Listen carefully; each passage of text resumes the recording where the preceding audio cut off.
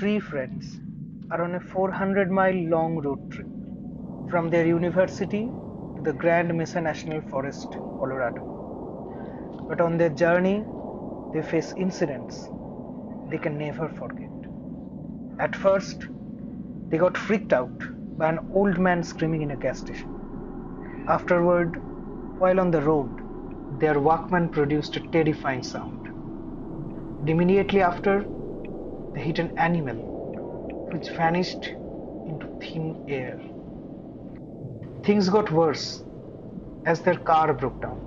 While on a short walk, as their car was being fixed, Noah found an old wristwatch with a mysterious symbol embedded in a piece of paper. Meanwhile, Stephen got a quick view of a creature with fiery red eyes. While on the road again, they got a feeling that they were driving on the same road over and over like a loop. They tried leaving the car, but it exploded in a huge blast shortly after. Chris ran towards the spot and caught a glimpse of a truck with a ghost-like appearance as it was moving through the car without even touching it. All of them, being clueless about the situation, started looking for a shelter in Colorado woods to spend the frosty night. Soon they saw a light coming from a distant hill.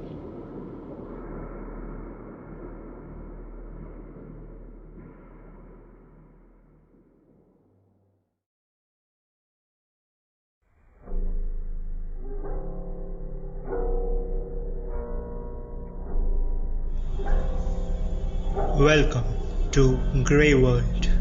It's not black and white, it's all grey. Here we bring you stories of horror, suspense, and thrill.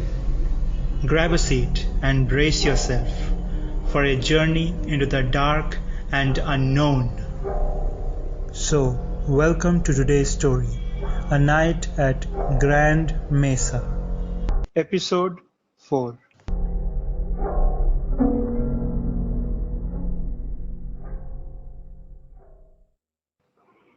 Did you see that? Seems like not very far from here. Not sure, but we have to check it anyways. They were walking in the woods, keeping an eye on the light. Their car was still burning behind them, creating a viscous dark fog.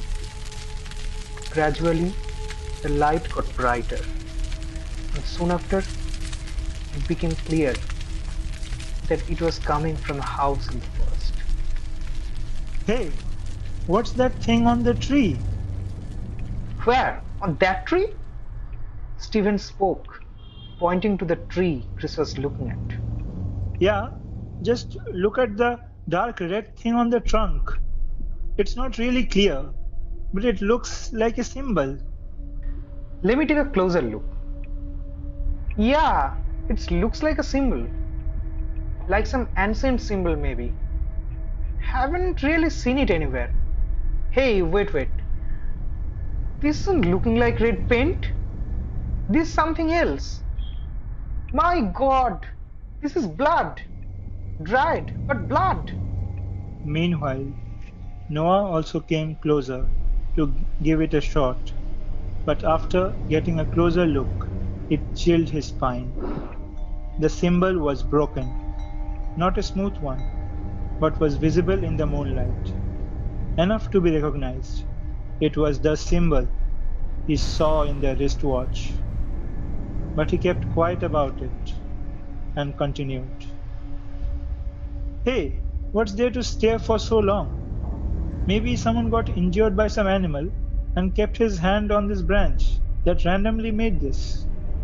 Yeah, must be a random symbol. Let's go check out who is waiting for us in the house. Who the hell can live here, man? The boys made their way to the house.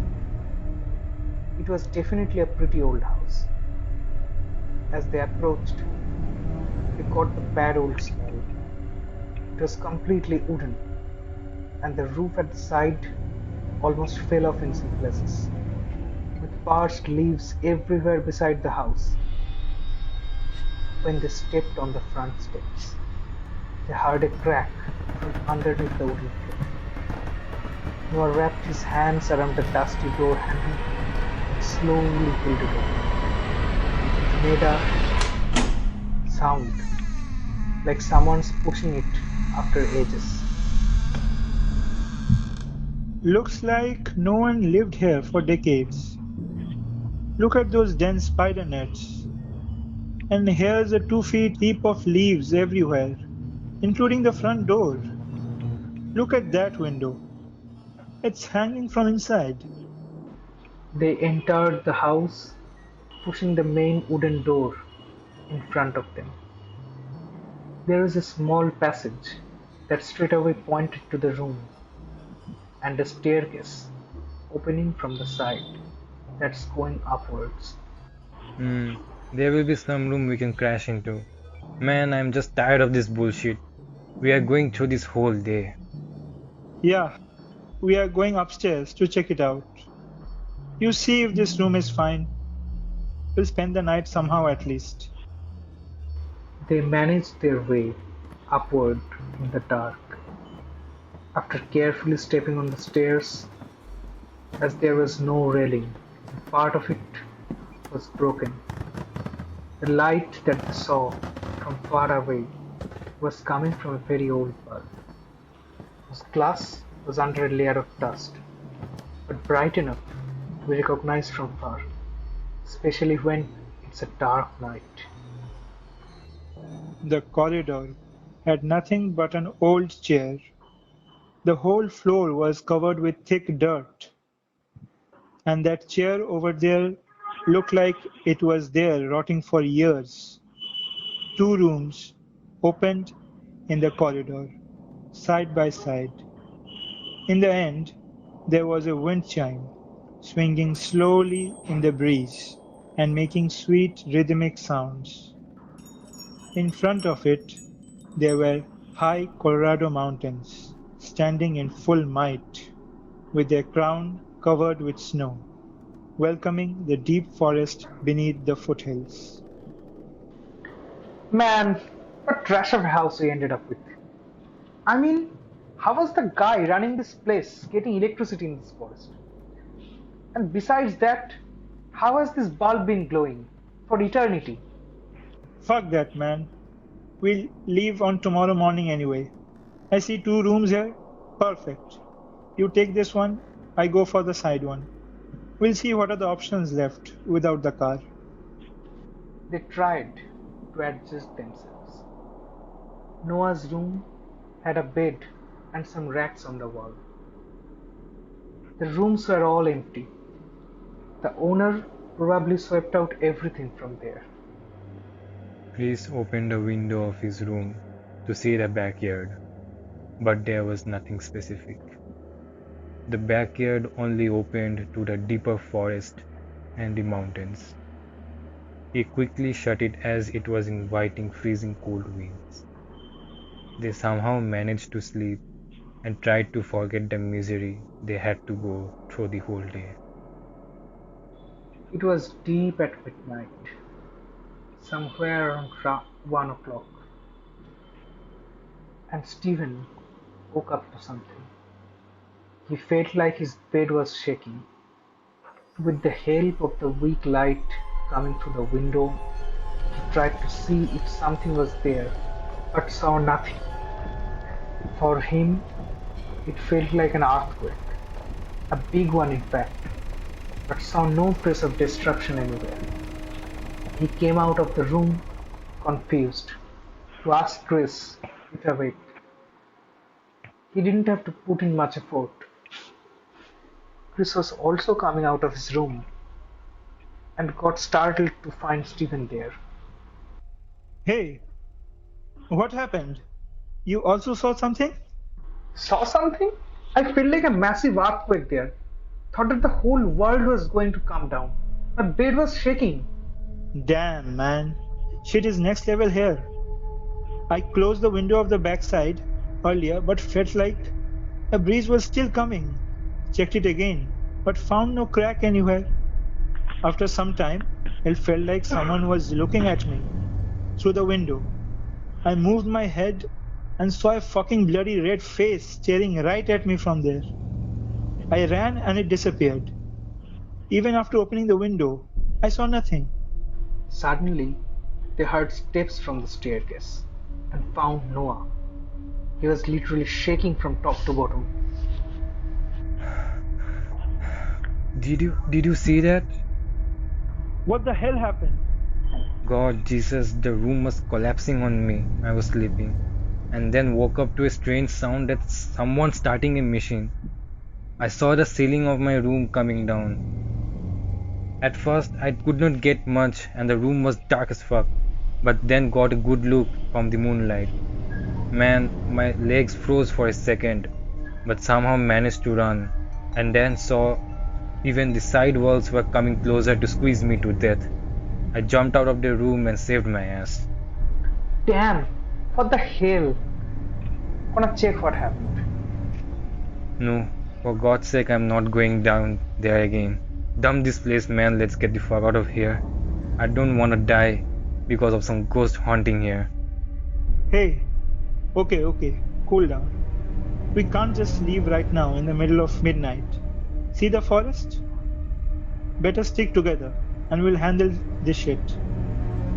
Then Stephen went on to check Noah's room, but saw no difference. He understood that someone was playing with their minds, and Noah, being a pro boxer, won't be scared to death while looking at something silly.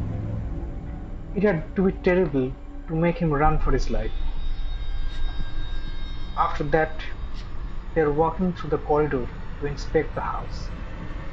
Suddenly, Chris fell down after his feet got stuck in something. Stephen had a torch with him. It was a wooden handle just beside the carpet. Oh, my back, my back. Who the hell keeps a fucking handle on the floor like this? Isn't that stupid? Well, yeah, unless Stephen moved the carpet and tried pulling the handle.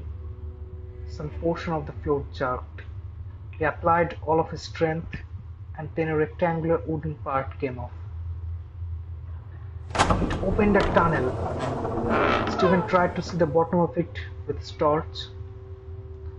It was another staircase that was going down, and then took a right turn. It's a tunnel. A tunnel. Looks like no one's been down here for decades. Should we go check it out? It may give us answers to what all of this mess is coming from. And then they started going down to see what was waiting for them.